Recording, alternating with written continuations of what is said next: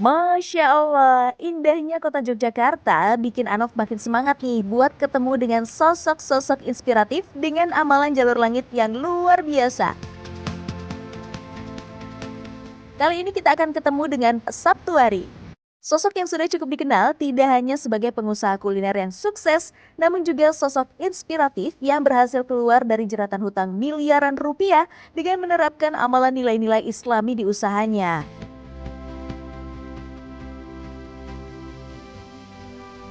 Karena amalan sholat taubat dan mengedepankan prinsip berdagang secara islaminya, kini Sabtuari memiliki usaha yang viral dengan omset hingga ratusan juta rupiah. Bahkan sekarang ia juga diberkahi mendapatkan buah hati setelah menunggu lebih dari 5 tahun.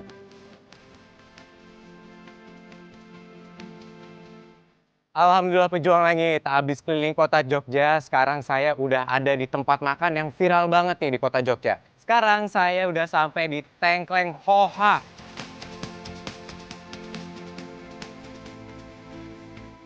Assalamualaikum Pak Sabtuari, apa kabar? Masya Allah, sehat Bang. Sebelum jadi pengusaha kuliner, Sabtuari sudah mencoba berbagai usaha bisnis sejak kuliah. Memulai dengan bidang merchandise pada tahun 2005, usahanya kian meningkat, sehingga membuat dirinya menambahkan cabang dengan membeli ruko. Nah, dari sinilah ia memulai pinjaman hutang berbunga-bunga yang terus meningkat.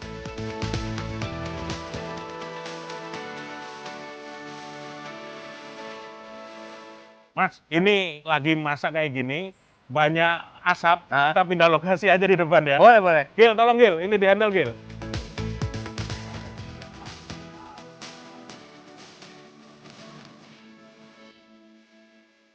Pak Sabto udah ceritakan, Ya. kalau yang namanya pengusaha mungkin semuanya tuh ngalamin Ya. yang namanya ngutang, Ya. kesulitan nyari keuntungan gitu. Nah terus pada saat itu gimana? Kok bisa terjerat utang sebanyak berapa Pak waktu itu? Kalau untuk usaha, totalnya waktu itu variatif ya. Ah. Memang saya punya utang juga di properti. Baik. Beli ruko, beli rumah dengan KPR. Ternyata juga sama aja. Kalau usaha bisnis yang kita jalankan ternyata tidak sesuai yang kita harapkan, ambiar juga endingnya kan.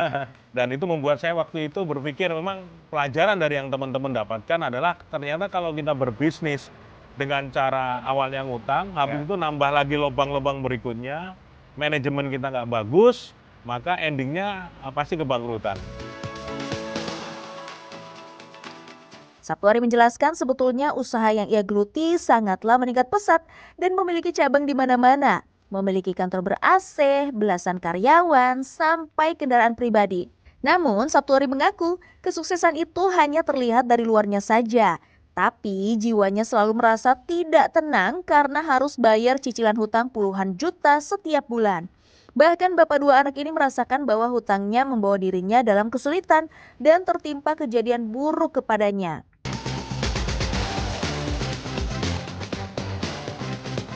Nah apa yang membuat Pak Sabto tuh berhijrah?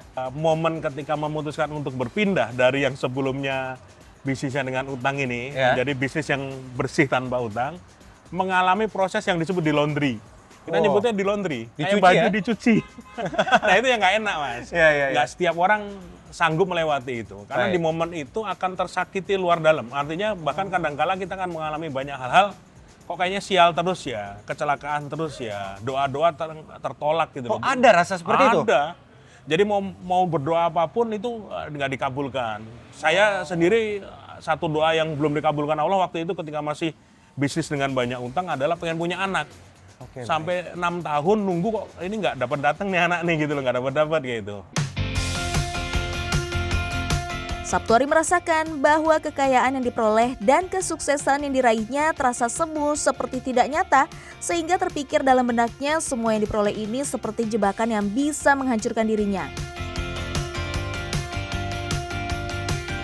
Nabi Shallallahu Alaihi Wasallam pernah mengingatkan, bila kamu melihat Allah memberikan pada hamba dari perkara dunia yang diinginkannya, padahal ia terus berada dalam kemaksiatan kepadanya, maka ketahuilah bahwa hal itu adalah istidraj, atau jebakan berupa nikmat yang disegerakan dari Allah.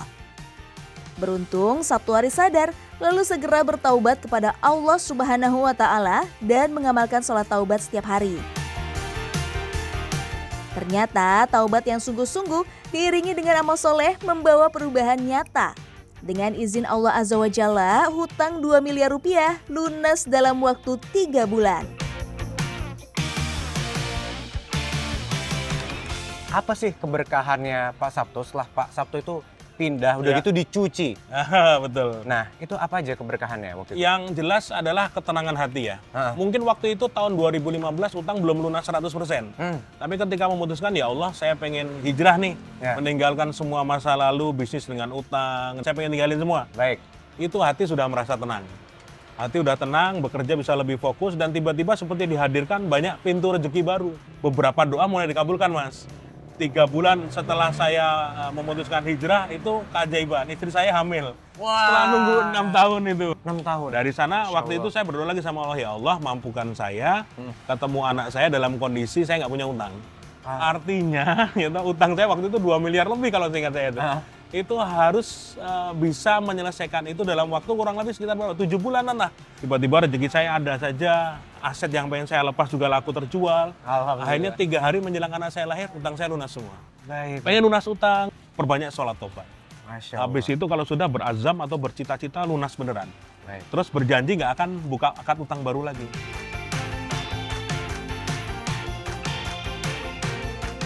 Saya pernah tuh, mobil saya yang beli dengan utang juga, ada bunganya juga, itu nyemplung jurang 5 meter. Sampai depannya itu penyok, alhamdulillah saya selamat.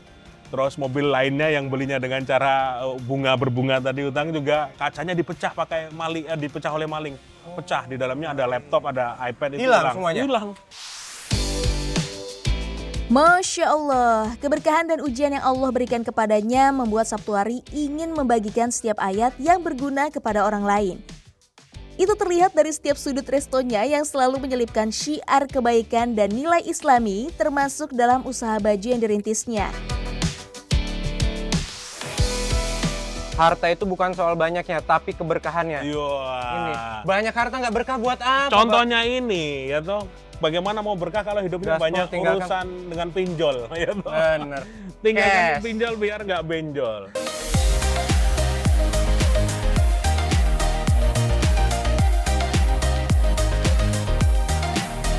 Nah, ini ada Mas Taufik, pembaca buku saya ini. Mas, ini Mas, gabung Mas. Sini cerita dulu bentar. Ini dulu juga pernah terlibat utang dia. Tapi dari Cilacap ini, dan ternyata Dari Cilacap, Masya Allah. utangnya lunas dan sekarang bisnis rotinya berkembang luar biasa. Gimana dulu kok piye dirimu itu? Ya, tadinya ada utang, terus membaca buku kembali ke titik nol. Alhamdulillah. Mulai perbaikannya dari salat subuh berjamaah. Pejuang Langit, lihat deh, ini bukti nyata kisah pribadi Sabtuari terkait mencari keberkahan Allah Subhanahu wa Ta'ala. Membuat orang lain tidak hanya terinspirasi, namun juga berhasil terbebas dari hutang piutangnya. Masya Allah. Masya Allah, Pak Sabto. Ya. Ini saya nggak heran kalau makanannya seenak ini. Kalau Alhamdulillah. ownernya itu menjalankan bisnis sesuai syariat Islam, rasanya juga beda. Oh, Lebih nikmat alhamdulillah. tentunya ya. Alhamdulillah. Semuanya memang perjalanan Mas, tidak mudah. Saya ingat ketika 2015 buka Tengkleng Hoa, saya cuma pakai meja kursi bekas, alat-alat masak bekas dari warung soto saya yang udah tutup duluan. Baik. Terus selama 2,5 tahun tuh saya nggak dapat hasil apa-apa. Banyak bisnis kuliner belum setahun tutup. Ya. Saya 2,5 tahun bertahan. Alhamdulillah. Mungkin untungnya sedikit, saya putar lagi, sampai ada bisa bertahan 9 tahun. Pejuang Langit, kini keberkahan terasa dari bisnis kulinernya. Restonya semakin sukses dan viral. Ratusan kilo kambing ludes dalam 1 hari. Sabtuari menjelaskan hidupnya jauh lebih tenang karena tidak perlu mikirin cicilan. Bahkan dari amalannya mencari keberkahan Allah Subhanahu wa Ta'ala, membawa dikabulkannya doa yang paling diharapkan bersama istri, yaitu mendapatkan momongan.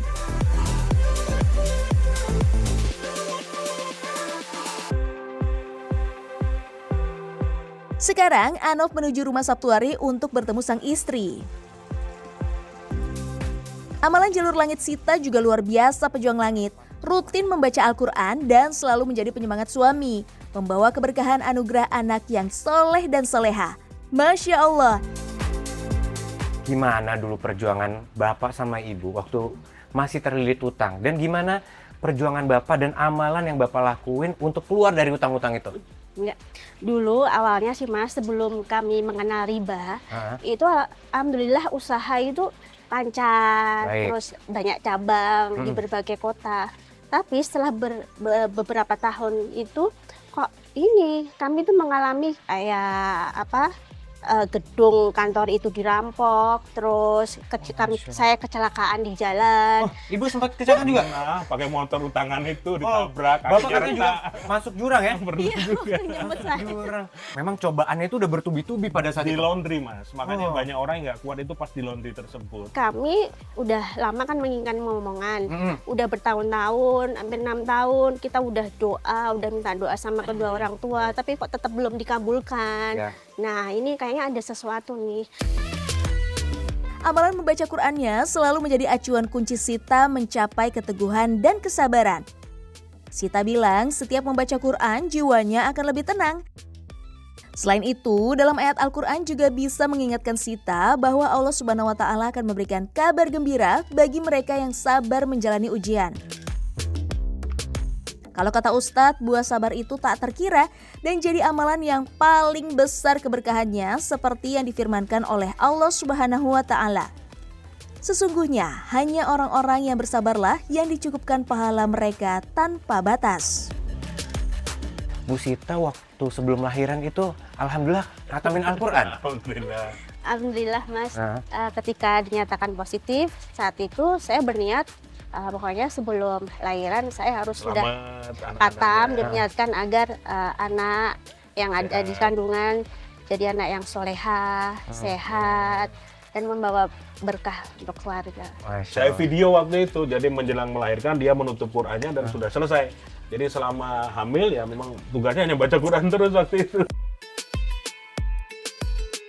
Apa yang dijanjikan oleh Allah Subhanahu wa Ta'ala sangat nyata untuk hamba yang ingin bertaubat, yang berdoa, dan yang berusaha. Tentunya dengan amalan jalur langit yang rutin juga ya pejuang langit.